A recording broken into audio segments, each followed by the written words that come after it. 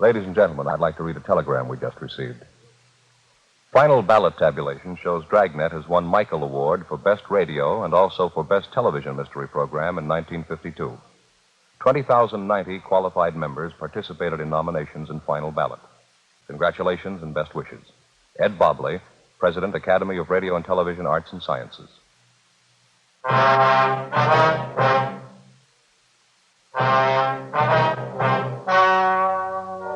The story you are about to hear is true. The names have been changed to protect the innocent. Fatima Cigarettes, best of all king-size cigarettes, brings you Dragnet on both radio and television.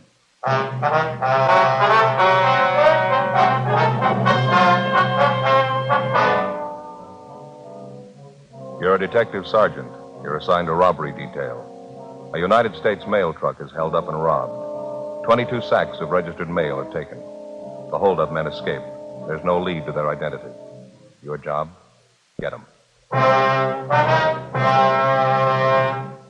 Compare Fatima with any other king-size cigarette. Yes, compare Fatima with any other king-size cigarette. 1.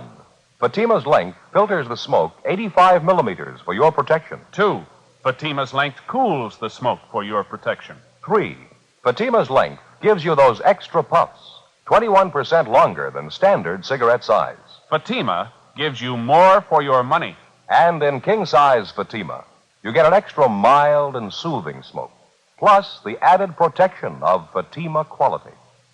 Buy Fatima in the bright, sunny yellow pack. Best of all, king-size cigarettes.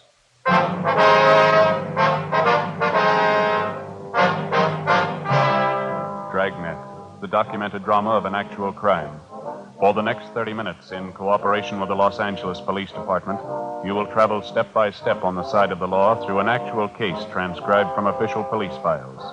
From beginning to end, from crime to punishment, Dragnet is the story of your police force in action. It was Monday, August 4th. It was hot in Los Angeles. We were working the night watch out of robbery detail. My partner's Frank Smith. The boss is Captain Didion. My name's Friday. I was on the way back from communications, and it was 11:05 p.m. when I got to room 27A, the squad room. That's it. There wasn't anything else to do. One of them had a gun pressed right up against the back of my head. I didn't dare make a move. All right, Bud, take it easy. Joe? Nothing yet. The broadcast and the APB are out on him. How you feeling, Houston? Not bad. Still a little shaky. How about my partners, Frank and Adolph? Are they hurt bad? No, a couple of bad bumps in the head. They'll be all right by morning. Doctor's treating them now over at Georgia Street. Can we talk to him tonight? Doctor doesn't think it'd be a good idea. We can wait till morning. You look a little pale, Houston. You sure we can't get you something? No, I'll be all right. Still a little shaky, that's all. It's the worst scare I ever got in my life. Thought I was gone for sure. How about a glass of water? Yeah, okay, if you got it. You bet. You got a penny, Frank? Yeah. Okay.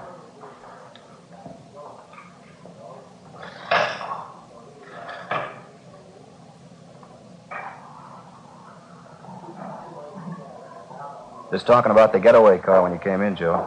Yeah. But Houston here is pretty sure he was right the first time. It was a dark blue sedan, late model. Mm-hmm. Any idea at all what make it was, Bud? I wouldn't like to say definitely. I don't want to mix you up. I got half an idea it was a GM car, maybe a Buick or an Olds. I can't say for sure, though. All right, here's your water. Oh. You didn't get a look at the license, huh? You're sure of that, are you? No, I didn't see it at all. The whole thing went too fast for me. I appreciate this. I got it. Robbery, Smith. Yes, sir.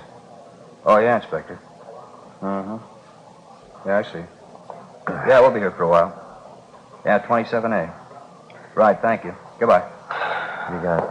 Post Inspector Joe. He's on his way over now. That's fine. Hey, Bud, when you started your run with that mail truck tonight, you have any inkling at all that there was something wrong? I don't think I get you, Sergeant. What do you mean? Well, I mean, did you happen to notice anyone suspicious hanging around the post office out by the loading platform, maybe? No, buddy. How about on your way to the Union Station? You notice any cars following your mail truck there? No, if they were, I think I'd have noticed it. I usually keep an eye out when we're making a run. It's a habit I got into, I guess. How long you been driving a mail truck, Bud? About 5 years. I've only been handling the registered mail the last couple of months, so. Did your truck leave the post office on schedule tonight? Yeah, right on the dot. We followed the other trucks out. You see, the trucks that pick up the ordinary mail, they leave first, and then our truck leaves right after them. We only handle registered stuff. I see. The same routine tonight, no different. And you were the driver of the truck, that right, Bud? Yeah, that's all I do is drive. Frank's the clerk, Adolph's the guard. That's regulations. On trucks that handle just the straight mail, the driver's the only one aboard. Registered mail trucks got to have 3 men, the driver, the clerk, and the guard. Yeah, we know. You usually drive the same route from the post office to the Union Station, do you? Yeah, we go the same way every night. Straight down Temple Street, turn right and go down Ferguson to Alameda, then over Alameda to Union Station, make the pickup or the delivery, and then we come back the same way to the post office. And that's the route you followed tonight, huh? Yes, sir, that's it. Only we didn't make it back this time. I'd like to make sure we got this straight now, Bud. Do you mind checking us out on exactly what happened from the time you got to the Union Station? No, I don't mind. Well, try to relax if you can. Just take your time. Try to remember everything, will you? Say, would you mind very much if I called my wife first? I know I'm going to be late getting home. I don't want her to worry. You bet. Go right ahead, Bud. What's your number? I'll dial it. Thanks. It's Pleasant, 29321. Okay. You got a family, Bud? Yeah, 3 kids. Mother-in-law, too. She lives with us. Here you are, Bud. Oh, thanks. Lorraine? Oh, hi, Mother. Did I get you out of bed? No, nothing's wrong. I just called to say I'd be a little late tonight. I didn't want Lorraine to worry. No place? No, I'm not in a bar. Why do you have to say things like that? If that's the way you feel all right, just tell Lorraine, will you? Hello? Mother-in-law, I never get off your back. Sorry to interrupt, officer. It's all right, Bud. You want to go ahead now? Let's see. You wanted to know what happened after we left Union Station? Yeah, that's right. What time was it when you left the station? Right after we loaded the mail sacks on the truck, 28 sacks, all registered, and took off. What time was that? Scheduled time, 9:56. Left the station, headed for the P.O., drove the same route, along Alameda to Ferguson, then up Ferguson. As I turned the corner, I picked up their headlights in the rearview mirror. Then they started crowding us. I knew something was wrong. Too late to do anything then. They pulled up alongside, forced you into the curb, is that it? Yeah, the darkest part of the street, too. It was a big sedan, I know that, a 4-door job. Dark blue, and it was a late model, I'm sure. You notice anything special about the car, Bud? I mean, maybe a dented fender, some special accessories on it, anything like that? No, nothing I'd be sure about. I was too busy trying to keep going, get out of their way. I didn't have much of a chance. They forced us up on the sidewalk. I saw a telephone pole coming at me. I had to stop. What happened then? I threw a bright spotlight on us. Blinded me for a minute. And these 3 men got out of the car and came at us, guns in their hands. It all happened in a couple of seconds. I was never so scared in my life. Did you get a good look at any of the men? No, I didn't. It was pretty dark. The place they stopped us at. I couldn't be sure I'd recognize any of them if I saw them again. Well, what'd the men do when they came up to the truck? Put their guns in our face, made us get out of the truck and climb into their car, the blue sedan. And one of them got in the mail truck behind the wheel. His name was Sid. I heard that. One of the men said, "Follow us in the truck, Sid. You know where to go." That's what he said. You happen to hear any other names? No, that was the only one. And Sid seemed to be the boss. He was giving the orders anyway. They put you and your 2 partners in the back seat of their car? Yeah, and the 2 thieves were in the front seat. One drove and the other held a gun on us. He kept the lower part of his face covered with a handkerchief. You could see the mail truck following a little ways behind us. Mm-hmm. They drove you straight down Alameda, is that right? Yes, sir. Like I told you before, I think it was about a mile and a half. And they turned off right into that alley by the warehouse, same place you found us. Uh-huh. I figured that was the end. They got us out of the car, Frank and me and Adolph. Made us line up against a brick wall there, hands up in the air, facing the wall, and then they opened up the back of the truck and transferred the mail sacks to their car. Well, any conversation while all this was going on? Not too much, no. You see, one of them, I think that was Sid. He covered us with a gun, a shotgun. The other 2 moved the mail sacks from the truck to the car, and every once in a while the Sid would tell them, "Come on, faster, we're short on time." I think that's what he said. Well, why'd they slug your 2 partners, this Frank and Adolph? Any reason for I that? was coming to that. You see, when they got all the mail sacks in their car and they were ready to pull out, the other 2 guys came over to Sid, and one of them said, "What are we waiting for? Let's kill him and get out of here." Yeah? Well, right away, our clerk, Frank, he began pleading with him not to kill us. I guess Frank was thinking of his wife and his little kid. Mm-hmm. How'd the thieves react? Well, they slugged him, cracked him with a gun, and hit him a couple of times. Frank went down. He started crying. Just a young kid, you know. Yeah, we know. Well, this other guy told Sid again. He said, "Come on, let's kill him. Let's get out of here." He's the one who had something wrong with his voice. It was real husky, you know, like he had a cold. Uh-huh. Go ahead. Well, I got to say, this Sid wasn't much for killing us. He told the other guy he didn't think they ought to kill us because they'd set him up for a murder rap besides mail robbery. The other 2 guys told Sid, "What's the difference? If we're going to rob the mails, we might as well go all the way." And they argued about it a minute or so. Yeah. And my other partner, Adolph, he began to plead with him. He said, "Please don't kill us." I was sick to my stomach. I couldn't even talk. What'd you say? I said I was sick to my stomach. I couldn't even talk. Is that when they slugged Adolph? Yeah, this Sid slugged him. He hit him worse than he did Frank. He kept beating him and beating him. I still hear it. I just got sick. Well, make a long story short, this Sid finally said, "We'll give him a gambler's chance. We'll toss for it." Hmm? That's just what he said. He said, "We'll toss for it." And he says, "Hey, you." And he motioned to me. He said, "I'm going to toss a coin. You call it. If you lose, we kill the 3 of you. If you win, we don't." Oh. So help me, it's the truth. I didn't know what to do. I tried to talk them out of it. Yeah. They wouldn't listen. The Sid told me either I called it or they'd kill us then. Took a coin out of his pocket and flipped it in the air. I called heads. Guess I don't have to tell you. I won. Something new for the book. How'd it go after that, Bud? Tied up the three of us and drove off in their car. About 15 minutes later, that night watchman found us and called you fellas. You know the rest. And you're sure you wouldn't be able to identify any of the hold-up men if you saw them again? No. You're real sure? No, their general build, that's the only thing I'm sure of. This fella Sid was tall on the thin side, about 45, 50 years old. The other two were fairly short, stocky. Like I told you, that one fella's voice, deep and husky. I think I'd know him if I heard him talk to Jim. Excuse me a minute. Robbery Friday. Yeah, Walt. How's it going? Uh-huh. Yeah, not much doubt. All right. Fine. Yeah, fine. Well, the getaway car, they just found it. Where, Joe? Up in Elysian Park, just off Riverside. What about the mail sacks? They find them, too? Yeah, every one of them. Empty.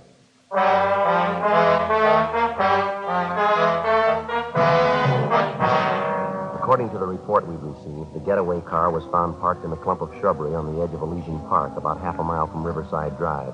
All of the 28 registered mail sacks were found scattered in and around the car, and with the exception of a few pieces of mail, the sacks were empty.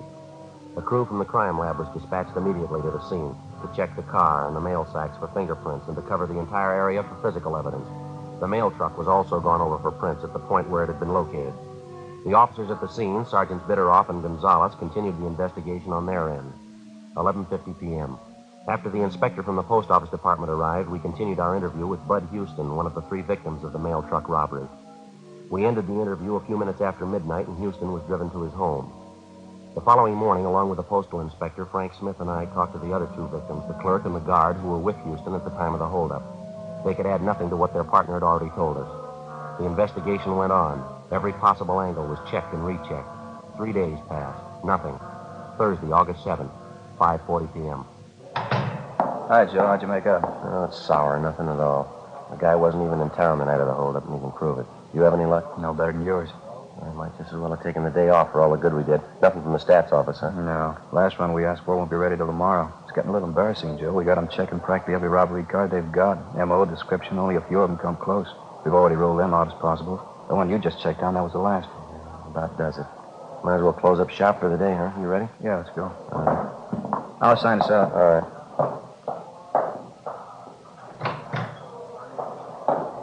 Okay, Joe. Now, that mail truck driver, Houston, he and his partners were in checking through our mug books again this afternoon. Oh, yeah, I forgot about that. They come up with anything? Well, I spotted one mug shot, parody from Quentin, only a partial ident. 3 of them couldn't even agree on that. I checked on the man. He's back in Quentin for a month. I can't say the 3 of them aren't cooperative. They've sure been working for us, haven't they? Hey, Joe, you in a hurry? How about watching up? Yeah, all right. Been a long time since we've had one start as slow as this one. You'll run into worse, Frank. Oh, I mean right from the start, Joe. We find the getaway car, plenty of prints on it. Can't get a make on any of them. Yeah, no. Find out the car was stolen. We check the owner, location, leads nowhere. Prints on the steering wheel of the mail truck, parts of the mail sack, still no make. How tough can it get? Well, they might have something when their kickback comes through from Washington. The hold-up men weren't amateurs, we know that. Joe, you checked with Gonzalez and Bitteroff today. I didn't see him. Yeah, they're not doing much better than the rest of us. They got an informant hot on the thing. He's supposed to have some word for him tomorrow and a couple of possibles. Say, how about the money taken from the mail they got? A list of the serial numbers on the bills going out to everybody? Yeah, revised list went out late last night. Copies sent all over the country. Right? Yeah, Mac, we're in here. Call for the squad and station. Okay, thanks. Be right there. Okay? Let's go. All right. Hope this call means something, Joe. Wouldn't mind going late tonight. What do you mean? My sister-in-law, Florence, she's having me and the wife over for dinner, some kind of fancy pork dish. What's the matter with that? She never cooks anything until it's done. She likes things raw. Oh, that's all? Imagine what that roast pork's going to be like. We'll all end up with trichinosis. Yeah. Go ahead. Mac? Which one, Mac? 1-2, Joe. Thank you. Friday talking. Yeah. Oh, yeah, John. Mm-hmm. You sure checked? Okay, fine. About 20 minutes. 20 minutes, yeah. Right, thank you. Anything, Joe? Wilshire detectives. They got a petty theft suspect out there now named Cecil Grant. Picked him up this morning. What about him? Well, he had a $20 bill on him stuffed down in the corner of his pocket. Yeah? They checked out the serial number. It's on the list.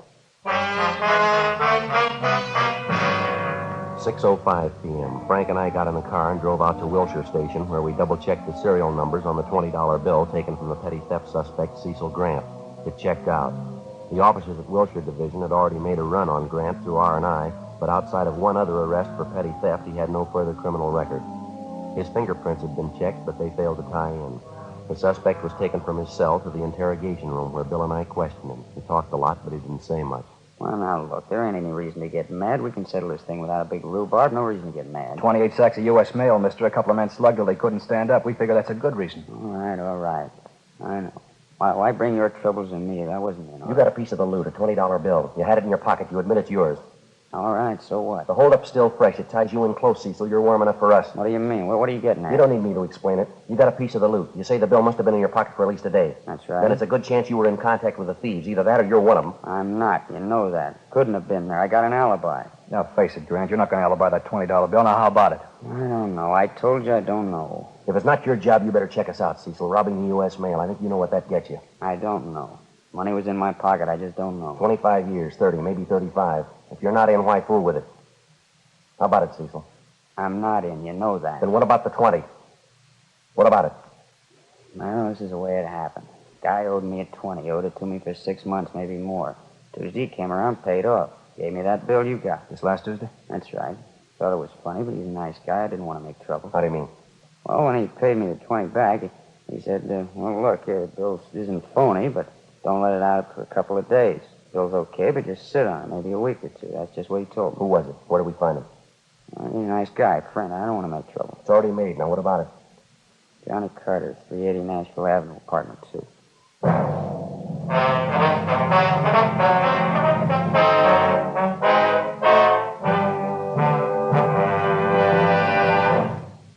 You are listening to Dragnet, authentic stories of your police force in action. Because of its quality, Fatima is the one king-size cigarette that stands out. Here's the practical way to prove that yourself. Compare Fatima with any other king-size cigarette. 1.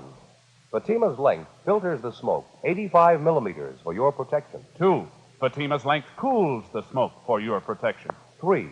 Fatima's length gives you those extra puffs, 21% longer than standard cigarette size. Fatima gives you more for your money. And in king-size Fatima, you get an extra mild and soothing smoke, plus the added protection of Fatima quality. Because of its quality, its extra mildness, and superbly blended tobaccos, more and more smokers coast to coast are switching to Fatima every day. Buy Fatima.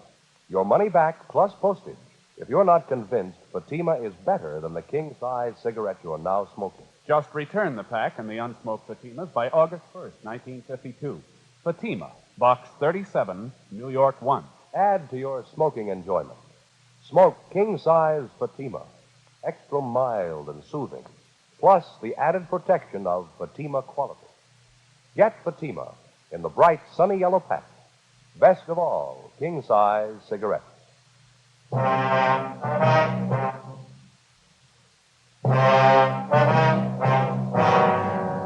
August 7th, Thursday, 6:55 p.m. We called R&I, but they had no make on the name John Carter. My partner, Frank Smith, and I left Wilshire Division and headed out to check on the address given us by the theft suspect, Cecil Grant. The 300 block on Nashville Avenue was in West Hollywood, just below Melrose. Number 380 was an aging two-story apartment house. The architecture was old Spanish, a relic of the mid-20s. The name John Carter appeared on one of the mailboxes, but when we rang, there was no answer. We contacted the apartment manager, and he told us John Carter worked at night at a downtown garage. Along with the manager, we went up to the second floor and checked through the suspect's apartment. We found nothing to indicate that he'd taken part in the mail holdup. After a routine interview with the manager, we got the name and address of the garage where Carter was employed, and we left. 8:23 p.m. We pulled up and parked half a block away from Carter's place of employment, an all-night service garage on South Figueroa. Frank waited in the car, and I headed up the block alone toward the garage. In the event Carter was one of the mail truck holdup men, there was a possibility his two Confederates might be employed at the same place he was. If this was the case, we didn't want to tip him off.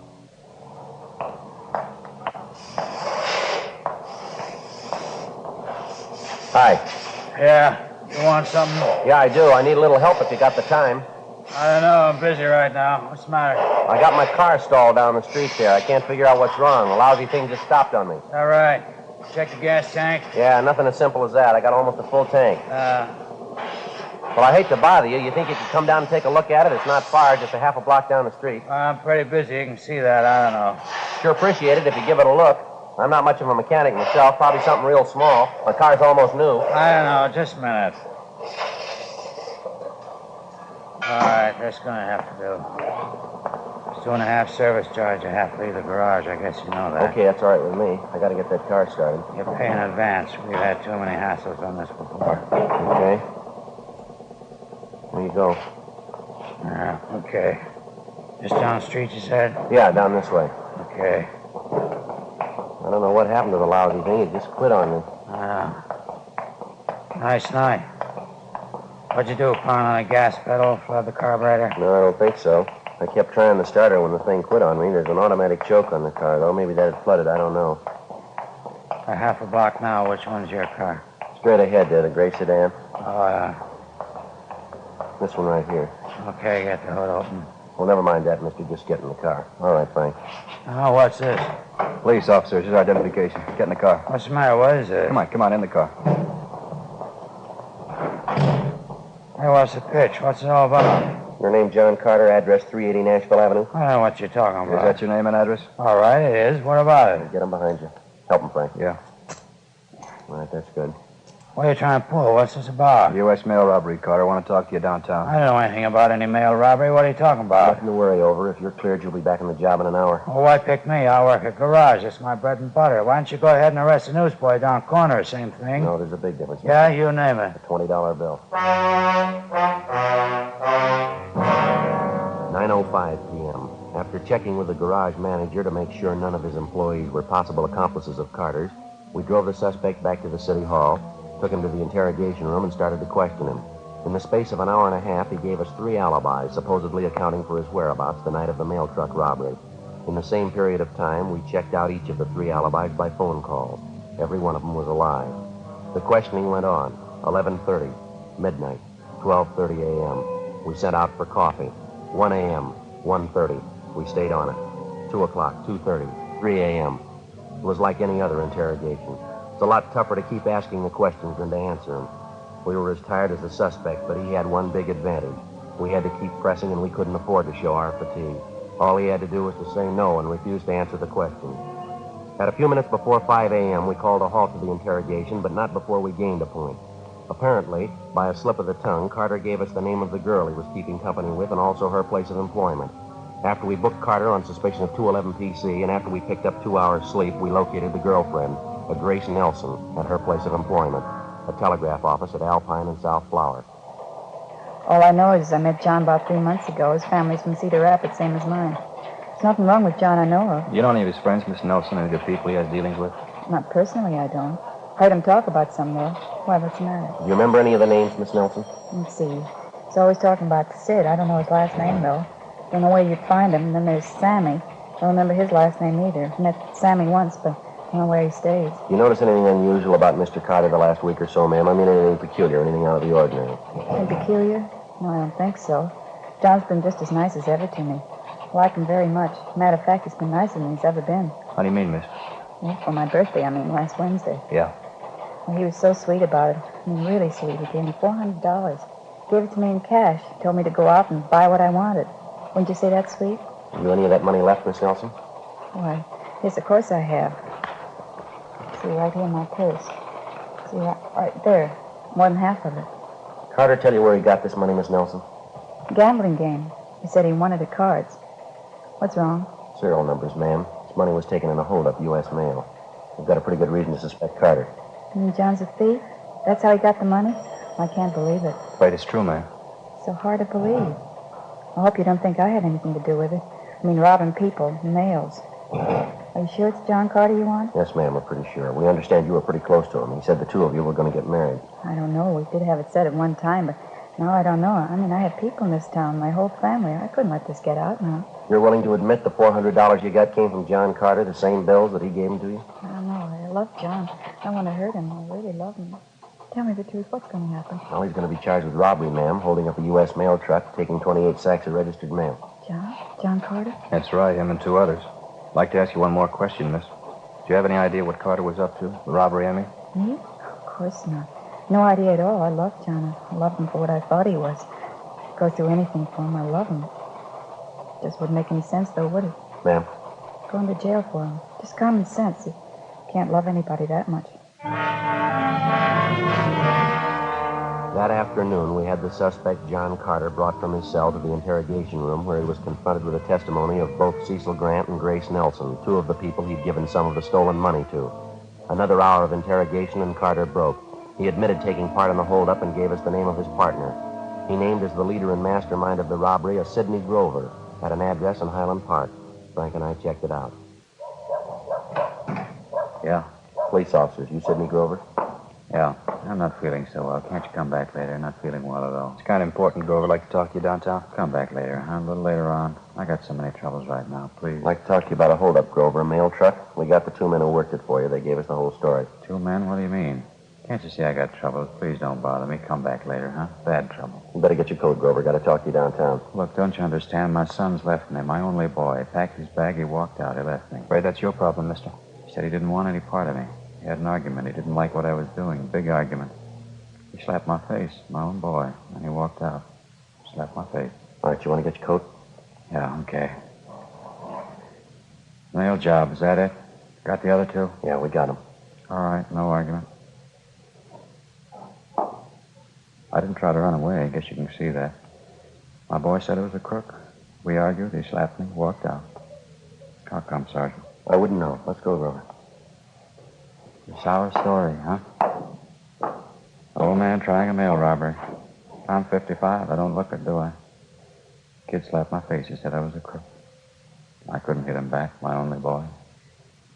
Wish he hadn't called me a crook. But a sour story, isn't it? Yeah, it's sour. Let's go. The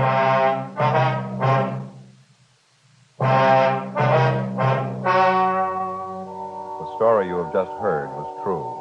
The names were changed to protect the innocent. On November 29th, trial was held in Superior Court, City and County of Los Angeles, State of California. In a moment, the results of that trial. Now, here is our star, Jack Webb. Thank you, George Fenneman. Friends, there's one thing I'd like you to remember the next time you buy cigarettes. Fatimas give you more for your money. That's because no other king-size cigarette can match Fatima quality, and because Fatima is 21% longer than standard cigarette size. That added length means that Fatima's extra mild and soothing smoke is cooled and filtered for your protection. Get a pack tomorrow and compare them with the cigarettes you've been smoking. Fatima, best of all king-size cigarettes.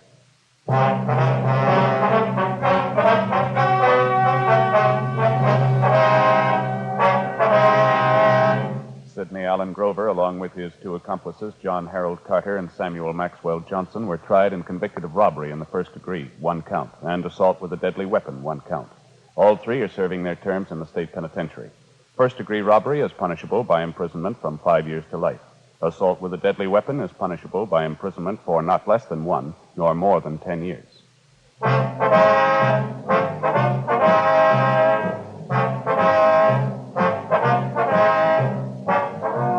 You have just heard Dragnet, a series of authentic cases from official files. Technical advice comes from the Office of Chief of Police W.H. Parker, Los Angeles Police Department. Technical advisors, Captain Jack Donahoe, Sergeant Marty Wynn, Sergeant Vance Brasher. Heard tonight were Herb Ellis, Vic Perrin, Inga Hollis. Script by Jim Moser. Music by Walter Schumann. Hal Gibney speaking. Fatima Cigarettes, best of all king-size cigarettes, has brought you Dragnet, transcribed from Los Angeles.